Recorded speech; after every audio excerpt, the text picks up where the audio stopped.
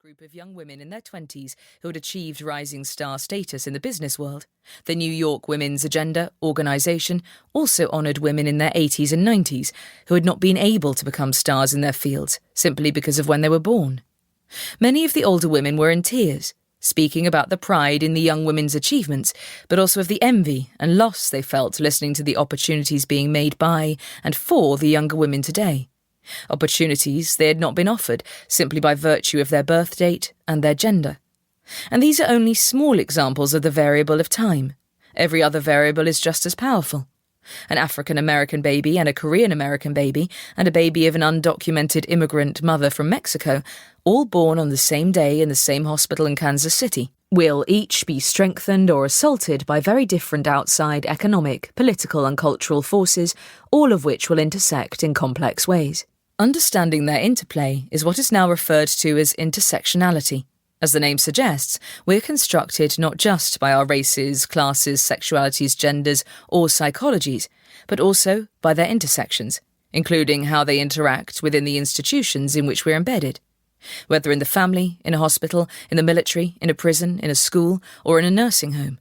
In fact, we believe strongly in holding a balanced, comprehensive biopsychosocial view of assessment and treatment, valuing each of the components equally. We hope in this book to challenge some of the false dichotomies and try instead to teach the subtle and ever-changing intersecting of all the factors, the relative weight of which can change from moment to moment. What is psychodynamic theory? Since this book is written to focus predominantly on the psychodynamic part of the biopsychosocial matrix, we need to explain what we mean by the word psychodynamic. Webster's Third New International Dictionary, 1963, page 711, defines dynamic as pertaining to energy or power in motion, the motive and controlling forces, physical and moral, of any kind, also the study of such forces, and characterized by continuous change tending to produce change. Psychodynamic is defined by Webster's, page 1833, as relating to the science of dealing with the laws of mental action, and motivational forces, especially unconscious motives, and relating to or concerned with mental or emotional forces or processes developing especially in early childhood, and their effects on behavior and mental states. The many theories that fall under the term psychodynamic then have to do with inner energies that motivate, dominate, shape, and control people's behavior.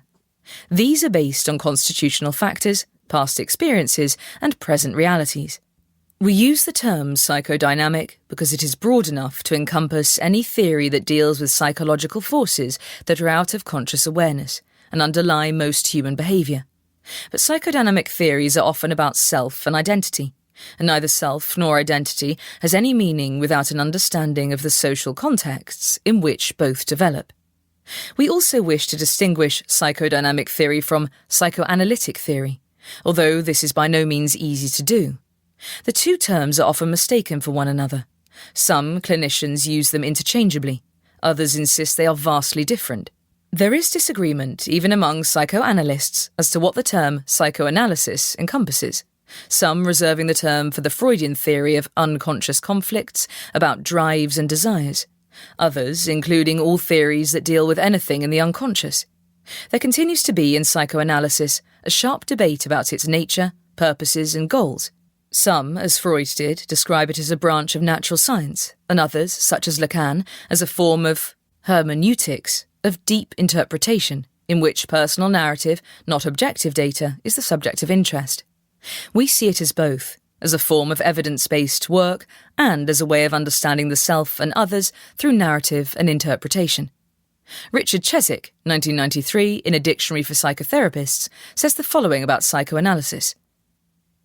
Psychoanalysis is in some ways very simple to define and in other ways very difficult. All psychoanalytic models have the same conceptual base, the dynamic unconscious, although they may differ in certain fundamental ways. All deal with transference and countertransference and use the method of free association. All view infantile and childhood experiences as crucial and stress pre-Oedipal and Oedipal factors to one degree or another. All in various ways and to varying degrees emphasize repetition, the role of the analyst, and the importance of interpretation. Page 306. Many of the theories